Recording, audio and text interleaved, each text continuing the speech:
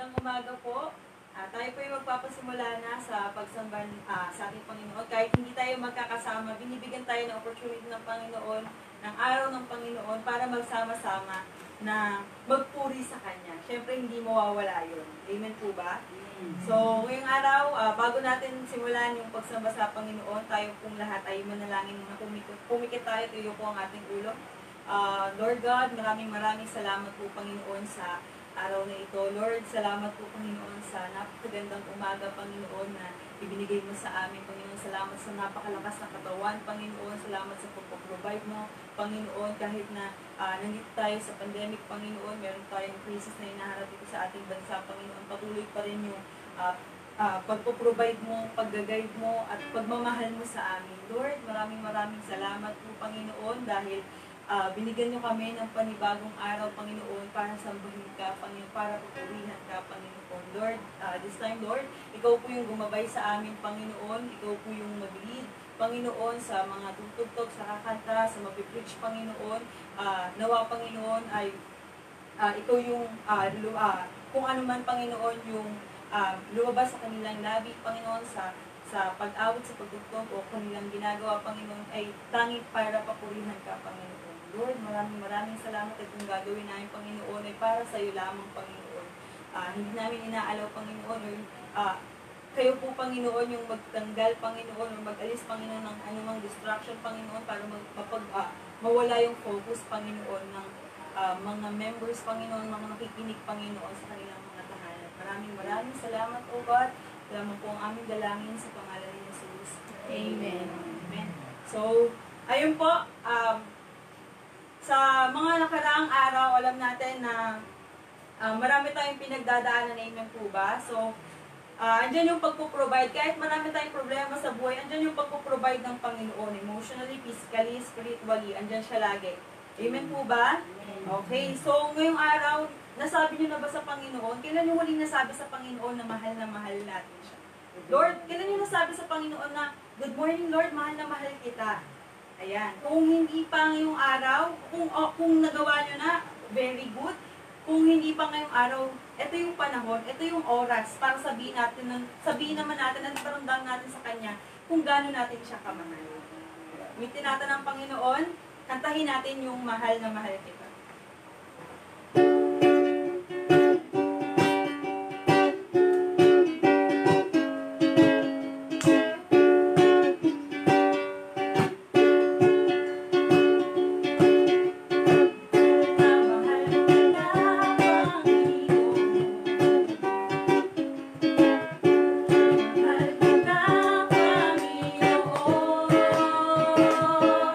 Kailan may di tayo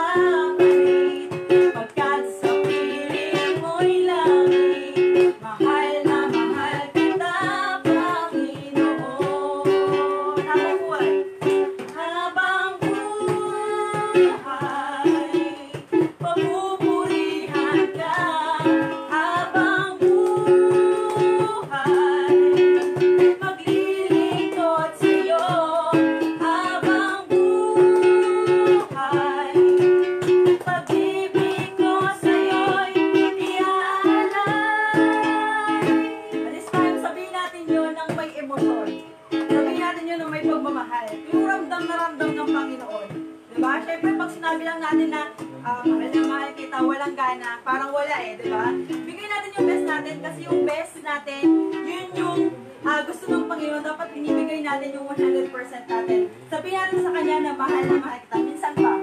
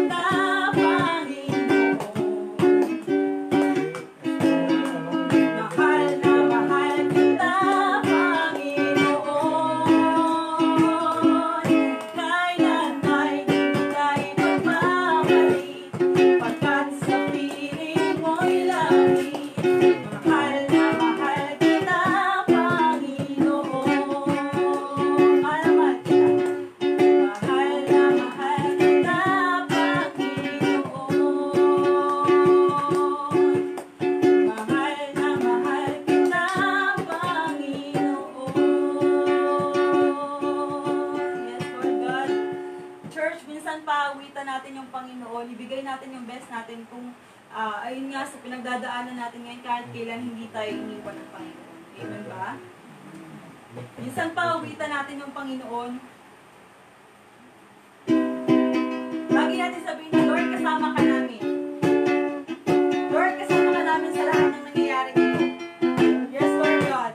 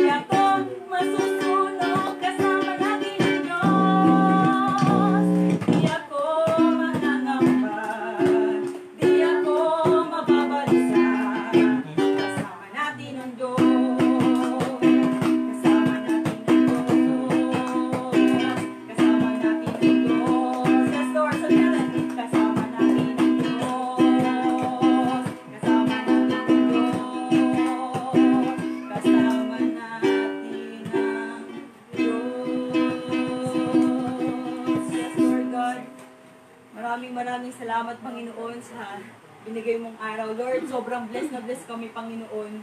Sobrang sarap sa pakiramdam, Panginoon, yung awitan ka. This time, Lord, itong inaawit namin, itong sinisigaw namin, Panginoon, para sa iyo to. Itong pagod namin, yung pawis namin, Panginoon. Itong panalangin namin, tayong para sa iyo lamang, Panginoon. Church, minsan pa, awitan natin yung Panginoon. Paramdam natin sa Kanya yung pagmamahal na nararapat para sa Kanya. Yes, Lord God.